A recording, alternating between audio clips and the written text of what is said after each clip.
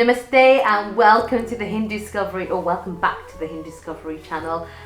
We have been discussing for a very long time the Hindu wedding rites and rituals, and I know I keep saying we have finally come. We've done the vidai where the bride is officially married and has left. It's now coming to her new home. She enters a new home, and what happens? So before she enters the new home. Oh, before she enters the new home. Before she enters the new home, she's just at the threshold of her house, and she's just like the bride's mother welcomed the groom with the Ponkhanu ceremony. That same thing would happen at the by the groom's mother. So the groom mother would welcome the bride, her son back and her new daughter-in-law into the house, and they should do the Ponkhanu ceremony, very similar to what was described earlier, in terms of obviously doing the tilak, doing the jalno, washing the feet as well, doing the jalno on the feet, and and then also obviously the Ovarna that was done as well.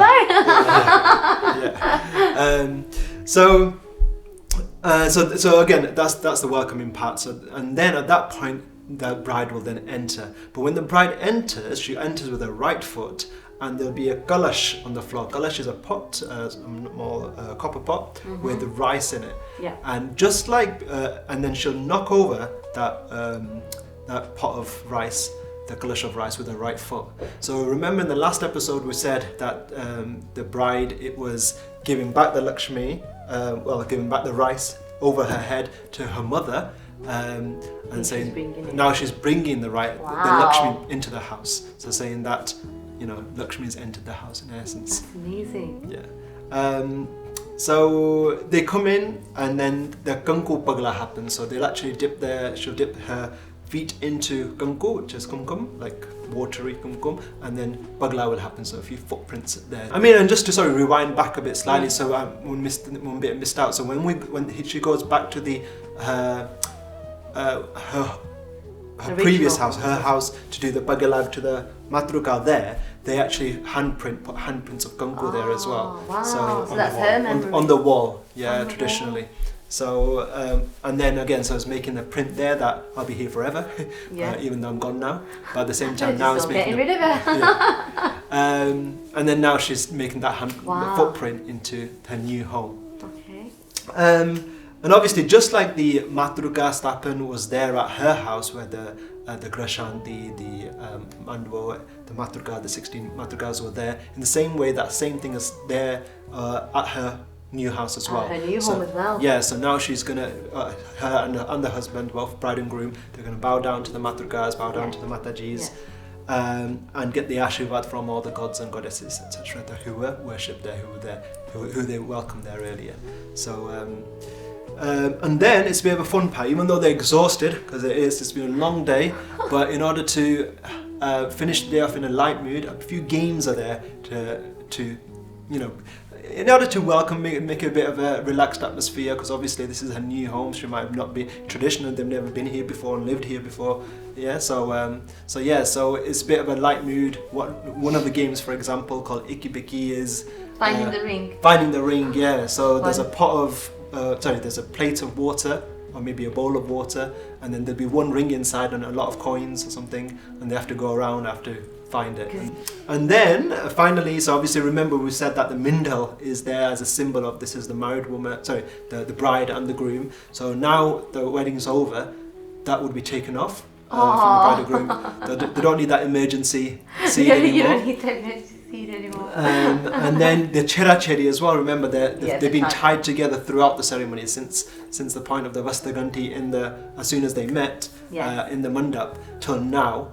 And they've been joined together, so now that's officially gets untied, and they're winding down and about to go to sleep. And just before they do that, they'll make sure any of the varil that are there, any of the elders of the family members out there, they'll bow down, get their ashirvad.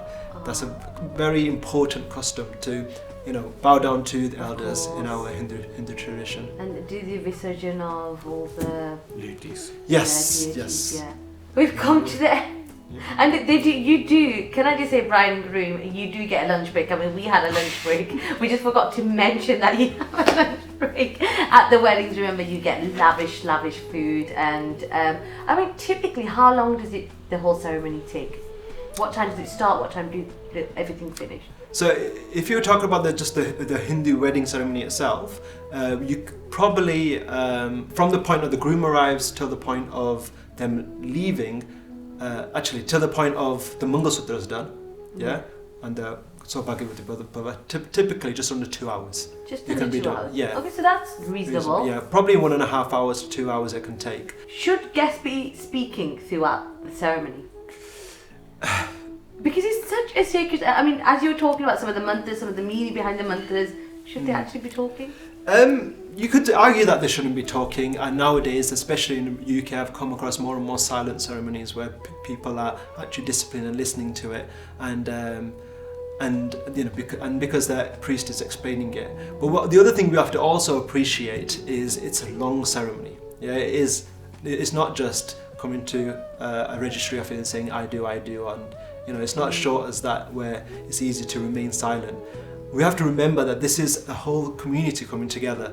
Like this, up to hundreds of people could be there in a normal Hindu ceremony, and you're seeing friends and family from after such a long time. Yeah. And so it is a really important occasion to even catch up with people as well. I'm not saying that means constantly talk. I'm just saying if you are going to talk, keep it. It's inevitable. Yeah, it's inevitable, but keep it quiet as well. And I think you need to have the right balance.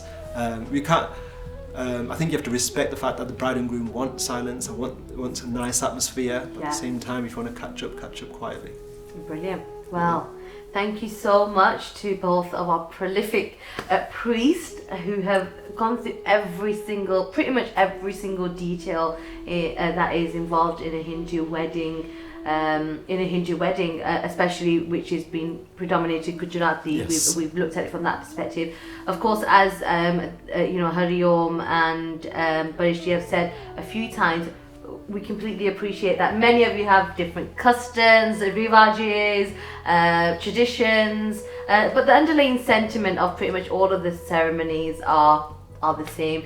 So if you are getting married and you want to know the meaning behind every ritual, you know which channel you need to subscribe to, and that is the Hindu Discovery channel. Any final words from you both?